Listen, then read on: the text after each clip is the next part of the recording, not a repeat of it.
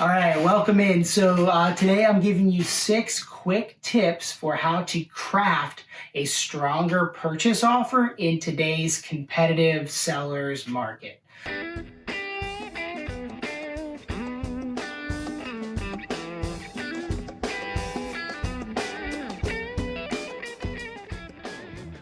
All right, so tip number 1 is inspections and request to remedy. Now, I don't love to recommend that you waive your inspection completely. Unless you're a home inspector, unless you're a contractor or an experienced real estate investor, I would recommend that you keep your home inspection, but you could consider waiving the request to remedy period. What that means is you're going to have the right to inspect the property and you're going to have the right to terminate if you're not comfortable with the condition, but you're telling the seller, hey, I am not going to create a list of repairs and a negotiation that you have to go through for me to move forward with the purchase. If it's something small, if it's little things here and there, I'll accept that and move forward. So that's number 1. Number 2 is the appraisal gap. This is a very big one right now, especially here in Central Ohio. It's helping the seller get a more guaranteed price for the property, meaning that if it appraises for less than the agreed upon purchase price, then you as a buyer will agree to pay over the appraised value up to the amount that you agreed to pay. You can put a cap on that if you choose to. It might be like $3, $5, or $10,000 cap based on the funds that you have available. Or you don't have to put a cap on it at all, and you can just tell them, whatever it appraises for, I will pay what I agreed to pay. And that means that you would pay the difference in cash at closing if it is a short appraisal.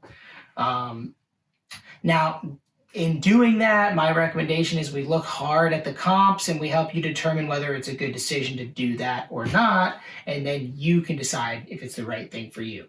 So that's number 2. Number 3 is offering to help the seller cover some of their closing costs.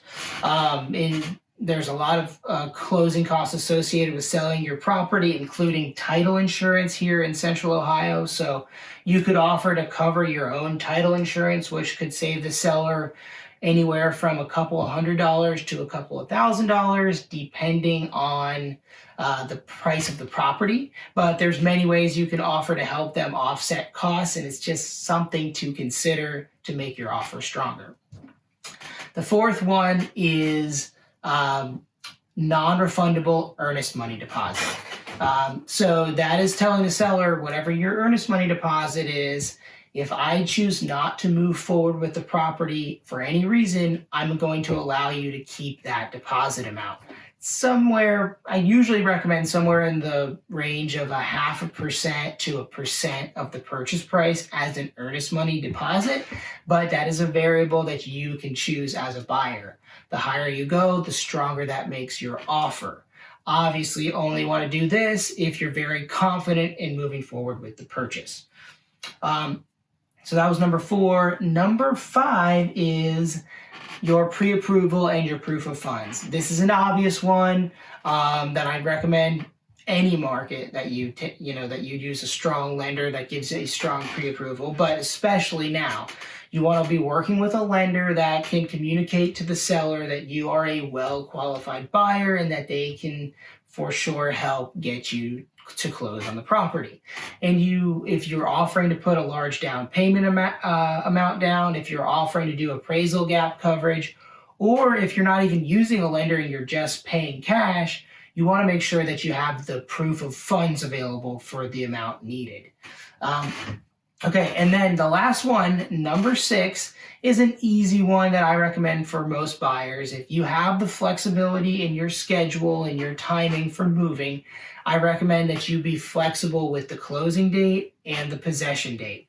If the seller wants to close fast, let's try to close fast. If the seller needs a lot of time to move out and do things, well, then let's give them that time if we can.